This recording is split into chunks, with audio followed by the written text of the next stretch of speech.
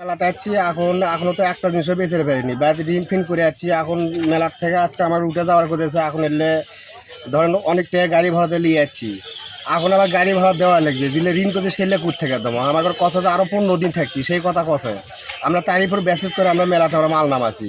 এখন আজকে মাইকিং করতেছে তো মেলাতে আজকে হচ্ছে যে টাকা চলে, তাহলে আমরা কী করবো? তাহলে এখন সেটা এখন আমরা তো নিজে বুঝতেছি না কী করবো। থেকে আমি গোবিনাথ মেলা করি, দীর্ঘদিন মেলা করি, কোনো সমস্যা হয় না। যাত্রা হওয়ার পর আমাদের এই কাঠের মেলা চলে। আমি অনেক ইন্দ্রস্ত হয়ে মেলাতে মাল নিয়ে আসছি এবং বেচা কেনা করি, এই জন্যে আমরা আসছি।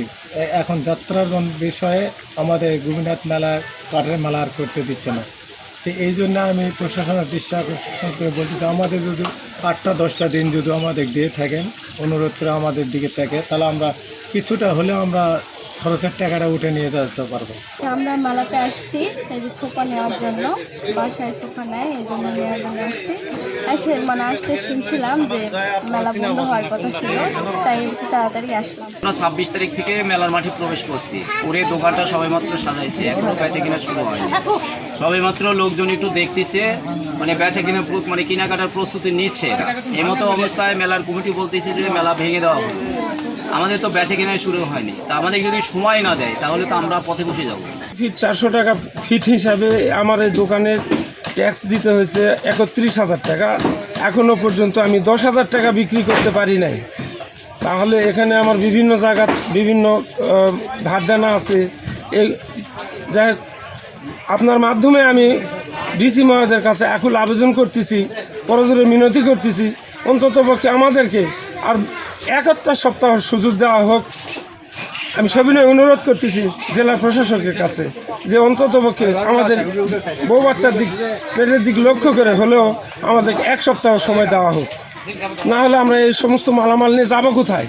বহুদূর থেকে ফার্নিচার নিয়ে এসেছি, এই চাঁপাইনবাবগঞ্জ থেকে 150 কিলোমিটার দূর থেকে আমরা কিস্তি তুলে নিয়ে আসছি। পরে আমাদের আসা 10 দিন মতো হলো, কেবল মালটা ফিটিং করেছি। কাস্টমার ঘোরাঘুরি করছে, এখনও সাইড করতেই পারিনি। আমরা যে বাড়ি যাব ভাড়া দেওয়ার মতোই টাকা আমাদের কাছে নাই।